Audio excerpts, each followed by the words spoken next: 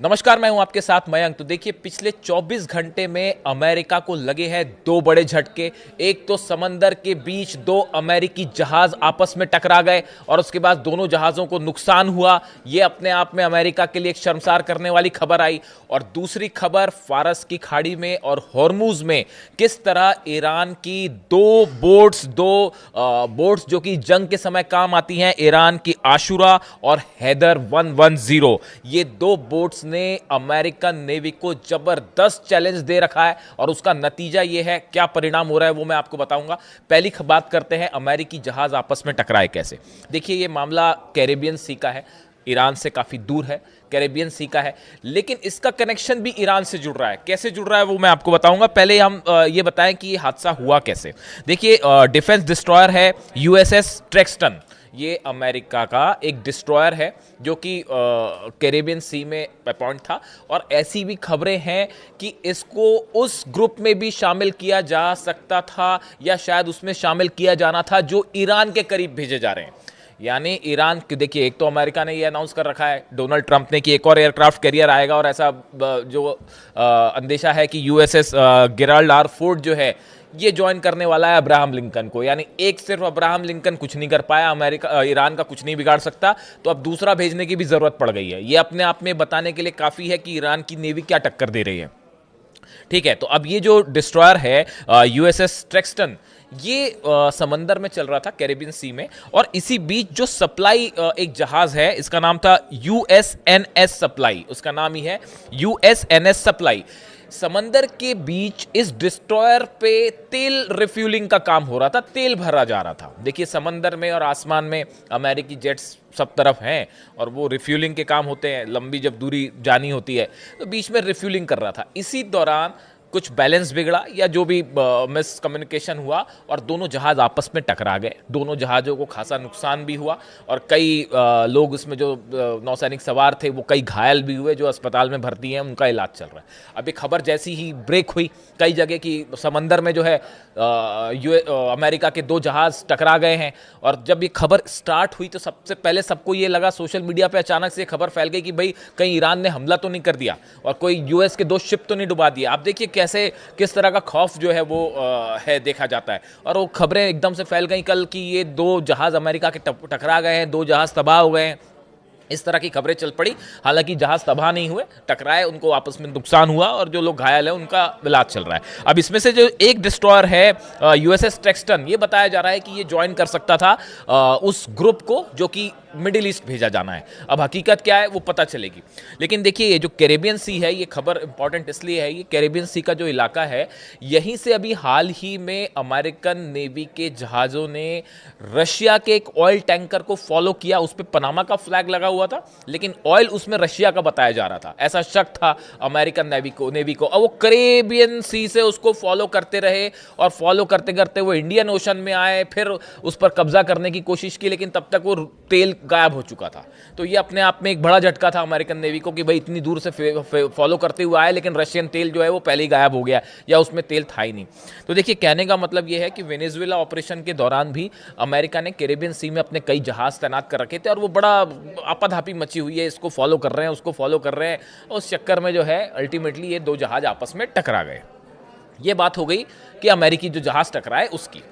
अब देखिए, दूसरी बात करते हैं हम फारस की खाड़ी में और हॉर्मुज में। कैसे स्ट्रेट ऑफ हॉर्मुज में ईरान की दो बोट्स, खास तौर पर अगर हम बात करें ईरान की आशुरा और ईरान की हैदर 110, ये दो बोट्स ने किस तरह पूरी अमेरिकन नेवी को बड़ा चैलेंज दे रखा है। देखिए, ये पहले हम इसकी बात करें, फिर उस प्लान की बात करेंगे और शायद यही वजह है कि अब तक अमेरिका आखिर हमला क्यों नहीं कर पाया और क्यों दूसरा एयरक्राफ्ट कैरियर जो है वो भेजने की नौबत आ गई है। देखिए, ईरान की जो आशुरा है class boat, Islamic revolutionary guard corps यानी आईआरजीसी की, इसने इस बोट को डेवलप किया है और ये इसका इस्तेमाल करते हैं।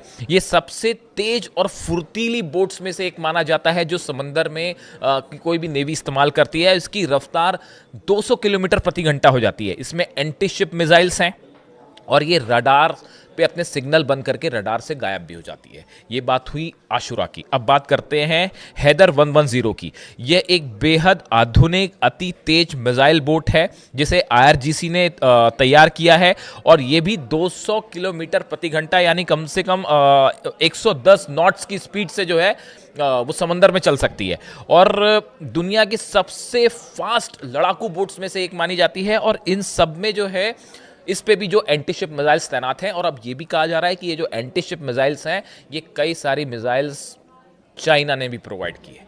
अब देखिए प्लान क्या तैयार किया गया। जो प्लान ईरान ने तैयार किया, ईरान के पास एयरक्राफ्ट कैरियर नहीं है, वो अब्राहम लिंकन है, यूएसएस गेराल्ड आर फोर्ड दूसरा एयरक्राफ्ट कैरियर भेजा जा रहा है।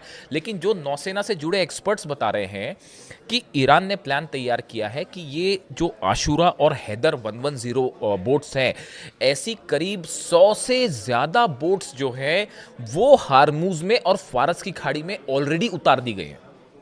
बाकी कितनी है उसकी मैं बात नहीं कर रहा हूं, जो ऑलरेडी हॉर्मूज में और फारस की खाड़ी के आसपास जो है उतार दी गई हैं 100 से ज्यादा बोट्स। इन सब में एंटी शिप मिसाइल्स लगी हुई हैं।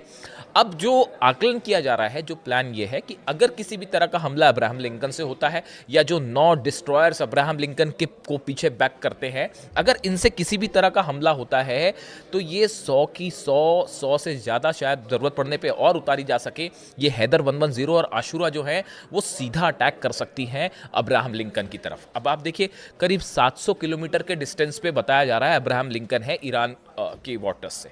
700 किलोमीटर बहुत ज़्यादा डिस्टेंस नहीं है, और ऐसे हालात में अगर 200 किलोमीटर प्रति घंटे की रफ्तार से आप देखिए कि 100 बोट्स एक साथ आगे बढ़ें, सब में एंटी शिप मिसाइल्स हैं और सब एक साथ मिसाइल्स फायर करें, तो बताया जाता है कि ईरान के डिफेंस को उसको अमेरिका के जो डिफेंस हैं उसको रोकना मुश्किल हो जाएगा, और अब्राहम लिंकन को बचाना यहां पर मुश्किल हो जाएगा। देखिए ये मैं लेबनान के कोला एरिया में हूं और आप देख सकते हैं कितनी तबाही हुई है यहाँ। को बड़ा नुकसान देखा गया समंदर में, और इसको एक प्लान, खास तौर पे इस प्लान के रूप में जाना जाता है इसको। और देखिए इसके साथ अगर बैक हो जाए ड्रोन्स का भी और मिसाइल्स का भी। अब आप देखिए समंदर में, अरे फारस की खाड़ी और हॉर्मूज का वो इलाका है जो ईरान का अपना घर है, ईरान किंग है वहाँ का।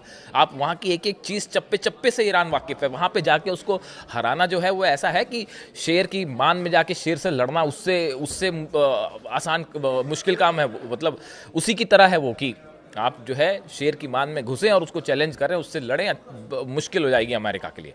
अब देखिए इसमें जो है बताया जाता है कि अगर 100 बोट्स से एक साथ हमला होता है, ड्रोन्स अलग हैं, मिसाइल्स अलग हैं, अगर 100 बोट से एक साथ हमला होता है और मिसाइल्स फायर कर दी जाती हैं बैक टू बैक, और उसमें से 90 मान लीजिए मिसाइल्स जो बोट से फायर की गई हैं, 90 मिसाइल्स भी अमेरिका ने रोक दी। चलिए मान लीजिए अब्राहम लिंकन थर्ड और पैट्रियट बड़े पावरफुल है, रोक दिए। लेकिन अगर 10% मिसाइल्स भी अब्राहम लिंकन पर गिर गई तो वो अब्राहम लिंकन को डिस्ट्रॉय कर सकती हैं, ऐसा एक्सपर्ट्स बता रहे हैं कि अगर एक साथ मिसाइल्स फायर होती है, 90% भी अगर आपने मिसाइल्स को इंटरसेप्ट कर लिया, लेकिन 10% मिसाइल्स भी अगर गिरती हैं अब्राहम लिंकन पर या डिस्ट्रॉयर्स पर, तो ये बड़ा चैलेंज हो जाएगा। और देखिए यही वजह है अब तक कि एक अब्राहम लिंकन अपने आप में बताया जाता है कि चलता फिरता जो है वो पूरा युद्ध का मैदान है। उसमें तरह तरह के फाइटर जेट्स हैं, 90 तो उसमें F-35 और F-16 जेट्स हैं, मिसाइल्स हैं, टॉमहॉक मिसाइल्स हैं। इतना सब होने के बाद भी एक अगर एयरक्राफ्ट कैरियर देखिए हिम्मत नहीं कर पाया अमेरिका हमला करने की। अब गेराल्ड आर फोर्ड भी भेजा जा रहा है, और ये भी कहा जा रहा है कि शायद एक तीसरा एयरक्राफ्ट कैरियर भी पीछे से आएगा।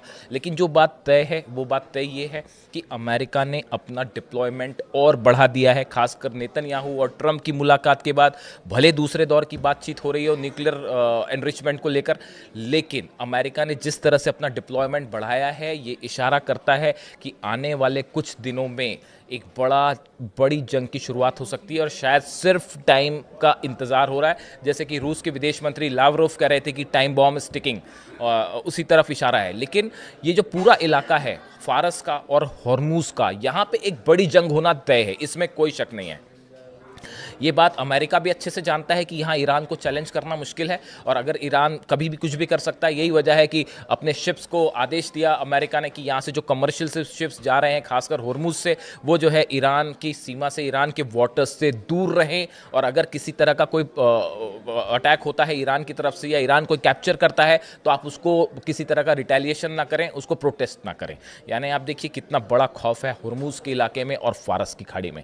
इस होर्मुज और फारस से जुड़े जो भी अपडेट है मैं आप तक पहुंचाऊंगा, लेकिन फिलहाल हालात ऐसे हैं, जो पिछला हमला हुआ, जो ब्लास्ट हुए हैं ईरान की सेना के काफिले पर जो हमला हुआ है, बताया जा रहा है कि इसका जवाब देने की बड़ी तैयारी हो रही है ईरान में। और एक बार फिर मैं रिपीट कर रहा हूं कि जल्दी ही कोई बड़ा रिएक्शन देखने को मिल सकता है इजराइल के ऊपर।